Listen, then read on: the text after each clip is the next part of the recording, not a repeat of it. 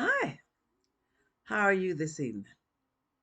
Denise Montgomery here again with a topic I'd like to discuss with you for just a few minutes. I want you to consider for a few minutes. Have you ever had one of those conversations with a friend, and during the course of the conversation, the person says, "Girl, you shouldn't have done that. I wouldn't have done that if I were you. Ma- maybe you should have considered that before you done that." I can't stand those kind of one sided, judgmental conversations. Because they leave you feeling like, oh my God, I was so stupid, I really did that. Or they leave you feeling like you're inadequate, or you were stupid, or you felt insecure. And basically all you're doing is just need a friendly ear to someone to listen to you. We all need that someone that we can have in our life. I was just thinking about that. And ultimately, at the end of the conversation, one of you or the other person is going to say, let it go and move on. So that's what we're going to talk about today, letting it go and moving on. That can be harder than you've ever thought it would be. And the reason is because moving on and letting it go, it involves hurt, and it involves pain. It involves shame sometimes guilt, oh my God, and sometimes regret. But during the process of getting rid of all of that, you have to realize that God was ultimately in control.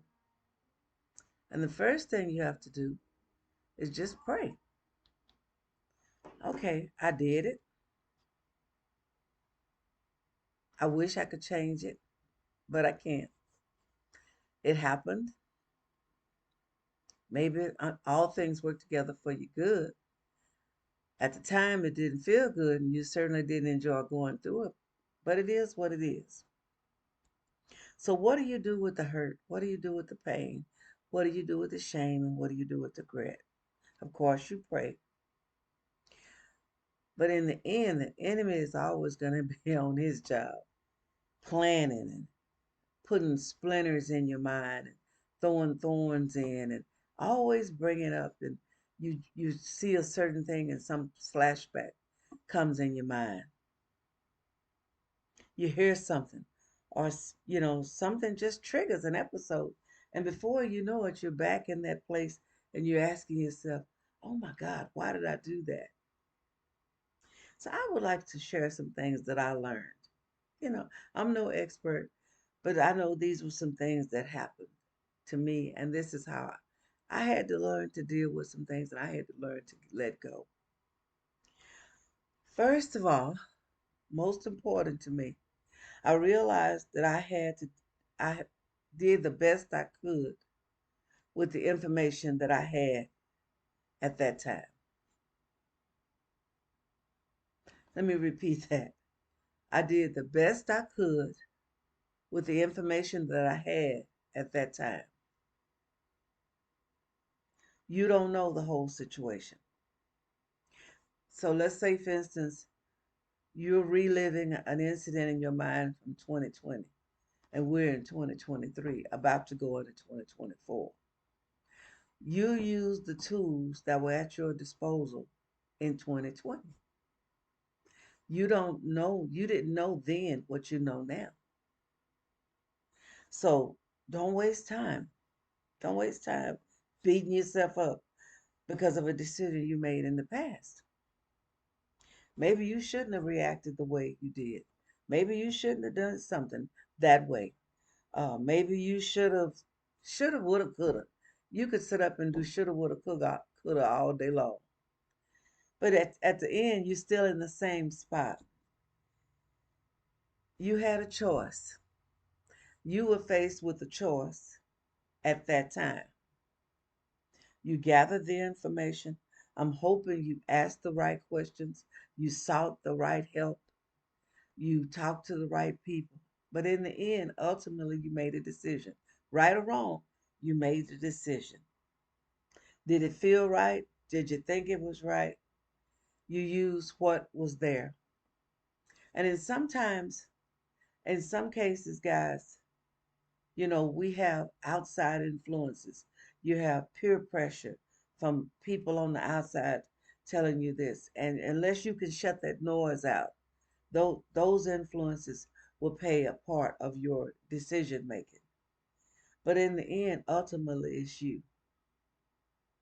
So nobody goes into war with tools from the future. You go into the war with what you have at your disposal. I teach GED, and we were going over this World War I, and we were getting ready to go into World War II, and I was pointing out the differences between the style of warfare. World War I, they had trenches. They dug these trenches, and the men would get down in the trenches, and they would come up and they would shoot. That was the first time we used submarines. Okay, that was the first time they introduced poisonous gas. So that was the tools at their disposal. That's what they went into battle with. Wasn't no nuclear warheads and wasn't no jets that could get you somewhere in 30 minutes. They didn't have any of that. But the victory was still won with the tools that they had at that time. Nobody came back and said, well, if we'd have had this here, don't waste time on that. You use the instruments and you use the tools at your disposal when you're making a decision. So it doesn't matter whether it's defeat or whether it's victory. It's based on what you had at your disposal at that time. And God knows if you could have done better, you probably would have. So after you realize that, you give yourself a pat on the back and say, hey, girl, I did the best I could. And one thing, the problem is when people know that they have something over you, they continue to bring it up. So I was thinking about this the other morning. Nobody has a ticket for you to go get a bus and go back in the past and change it. So the next time somebody tells you, well, you shoulda, woulda, coulda, just tell them, okay, but when you find the bus depot where you can get a ticket for me to go to the past and change it, let me know. I'll be the first one to get my ticket. Don't spend time on regrets. Life is too short, and you're losing precious time worried about something that you can't change. I know I'm talking to the choir. This is nothing that you haven't heard, but it helped me. It helped me to realize that I fought the battle with the tools that I had at hand. I did the best I could with what I had. And since I did, that's good enough. Ultimately, we don't go into any battle without God. So you did the best that you could do, and after that, okay, the rest of it left up to God. So why are you worried? Why are we still holding on to things and you still reliving it? You still reliving it and you still saying, I don't know what I'm gonna do. It happened. You were part of it, good or bad. It happened. And if you're here to tell me about it, you obviously survived. So that means that God left you here for there has to be another reason. There has to be something else that He wants you to do. Find that. Because He's been showing you, but you're so busy over here with, oh, I don't know why I did this. And I wish I hadn't have done that. Please. It's always going to be something. It's always going to be something. So make up your mind. You're going to let it go. God has equipped you with everything you need to deal with what you have to deal with. If He hadn't equipped you, you wouldn't have been able to go through it. Stop blaming everybody else. We blame everybody else for things that happen to us. But ultimately, the decision is with you. So move on. Go on YouTube and find Jonathan McReynolds, Moving On. It helped me. I can't tell you how many times I played that song. And I still do. because I have to remember, don't get stuck in the past. Ain't nothing back there. Ain't no need in going back and reliving it and moving it. You can't move it forward and you can't take it back. You only can deal with it. If you don't remember anything else, you use the tools that you had at hand for the situation that you had. I wish I could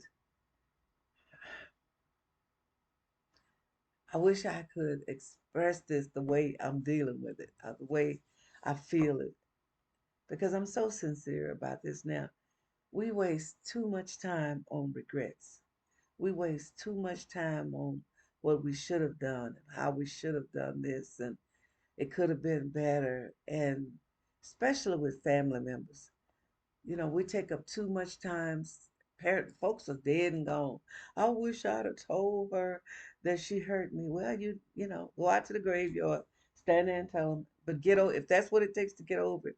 Do what you got to do to get over it. Get the release. I guess what I'm saying, find your place of peace and get the release. Know that you did the best that you could when you were in the situation. And then ultimately, that's all we can do. It's been a pleasure talking to you, and I hope that you got something out of this. Please leave me a comment, leave a question.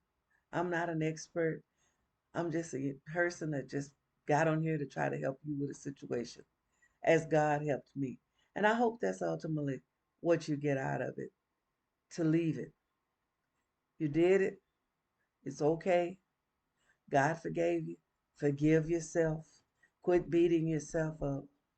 Life is too short to linger in your regrets. It's like a pig going back to the slop. It didn't change. It's still gonna stink.